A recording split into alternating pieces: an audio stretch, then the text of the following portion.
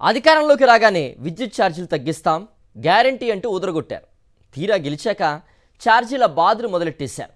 కూటమి ప్రభుత్వం 5 నెలలకే మాట తప్పి ప్రజలకు వరుసగా విద్యుత్ షాకులు ఇస్తోంది చంద్రబాబు కూటమి ప్రభుత్వం.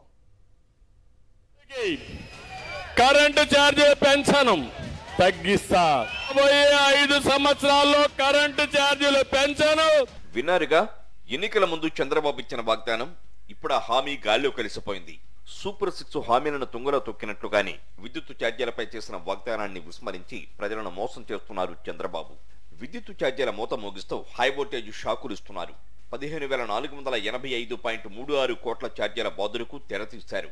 విద్యుత్ వాడకం తక్కువగా ఉండే శీతాకాలంలోనే బిల్లులు ఇలా పేలిపోతుంటే ఇక తరువాత నెలల్లో ఏ స్థాయిలో షాకులు ఉంటాయోనని ఆందోళన వ్యక్తమవుతోంది.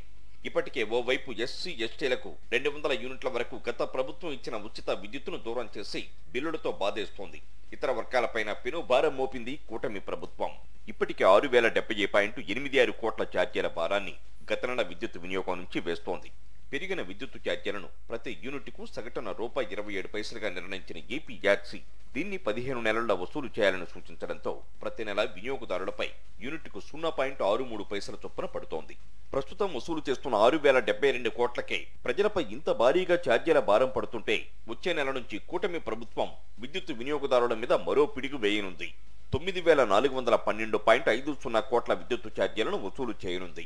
అసలే కూటమి ప్రభుత్వం అధికారంలోకి వచ్చాక నిత్యావసర సరుకులు, కూరగాయల ధరలు ఆకాశాన్ని అంటుతుంటే దానికి తోడు విద్యుత్ ఛార్జీల బాధుడితో సామాన్యులు తీవ్ర ఆందోళనకు గురవుతున్నారు.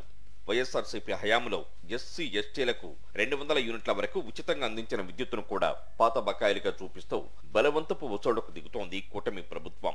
లక్షలు వేలల్లో బకాయిలు చెల్లించాలంటూ ఆదేశిస్తోంది. అంత డబ్బు కట్టాలని పేదల కరెంటు కనెక్షన్ను నిర్దాక్షిణ్యంగా కట్ చేస్తూ మీటర్లను తొలగిస్తున్నారు. బకాయిలు చెల్లిస్తేనే విద్యుత్తును పునరుద్ధరిస్తామని తేల్చి చెబుతుండటంతో పేదలు తీవ్ర షాక్కు గురవుతున్నారు. తాటాకు ఇళ్లు, రేకుల షీట్లు, ప్రభుత్వ కాలనీల్లో నివసించే వారంతా చీకట్లోనే కాలం గడపాల్సిన పరిస్థితి. రాష్ట్ర వ్యాప్తంగా ఇదే దుస్థితి నెలకొంది.